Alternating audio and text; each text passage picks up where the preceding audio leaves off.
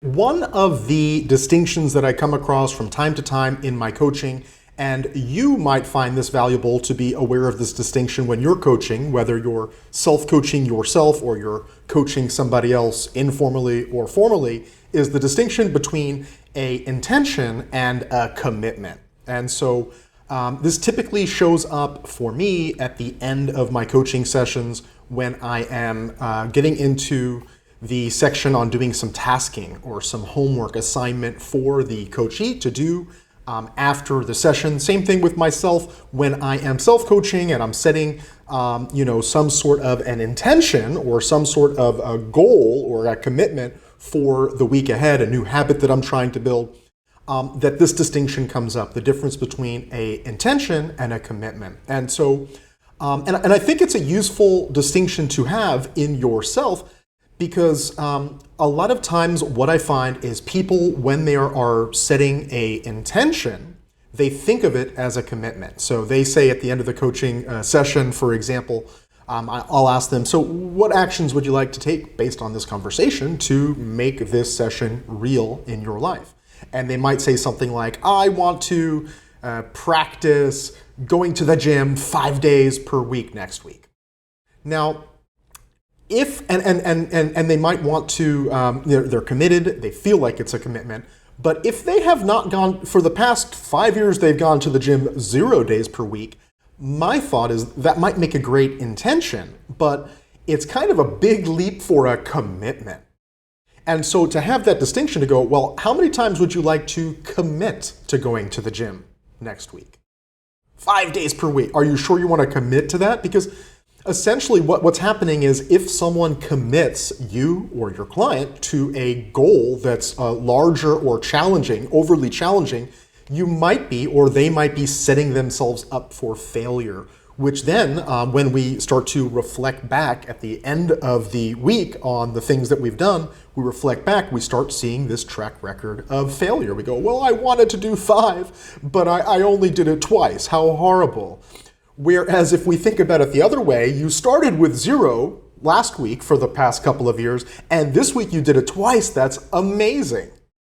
And so it's amazing how this kind of a cognitive bias comes to play, where we are anchoring our expectations based on what we intend or what we expect compared to what shows up. So why not set a commitment that's lower than you think you can achieve, more than you've been doing, but lower than you think you can achieve. So if you've been going to the gym, or your client's been going to the gym 0 times per week for the past 3 months or 3 years or whatever the time frame is, maybe they can have an intention to go to the gym 5 times next week, but a commitment to go once. Now, do you see the distinction here? If they make a commitment to go once, now all of a sudden, let's say they go 3 times, at the end of the time period when they look back, not only do they have a track record of success, but they've superseded their expectations, which leads them to feel not only good, but even better than good, because they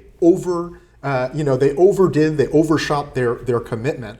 Whereas if they would have made the commitment to go 5 and they only did 3, it could be a bad thing, even though that's a major improvement over their past track record. So when setting intentions or goals or commitments, see, these words are pretty interchangeable in some ways, I encourage you to set commitments that are a very small but positive increase over what you've been doing in the past, with the idea that you can always supersede that or exceed your expectations. Your clients can always do more than that if they like to, and they can even set an intention. I have an intention to do it 5 times next week, but my commitment is to do it once. And what you'll find is that it takes a lot of pressure off, and even if they do less than they wanted. So let's say they make a commitment that they want to go 1 time and they go 2 times, that's great. Whereas they could have an intention to go 5 times, but they go, I only went 3 times. Well, 3 is more than 2. It's really about this anchoring cognitive bias, that comparing our expectations to our showed up actual results will determine our emotions in the scenario. even if we could actually do more and feel worse if we overcommit ourselves. So I hope you, take this distinction between commitments and intentions to heart. Let me know if you have any questions or comments anywhere around this video. If you like this video, always feel free to click like. And if you want to see more content like this, then click subscribe. And of course, click the bell icon next to the subscribe button if you'd like to get more content like this.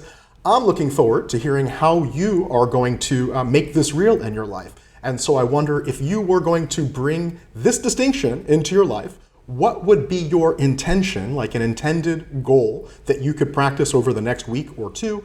And with that intention in mind, what would be your commitment that you would like to commit to doing that would be a small step more than you've been doing, that you could easily surpass and exceed, but if you accomplished it, you would feel great. So I'm Jason Schneider. Hope you found this video valuable, and I look forward to seeing you in the comment section and perhaps in a future course. Have a great day.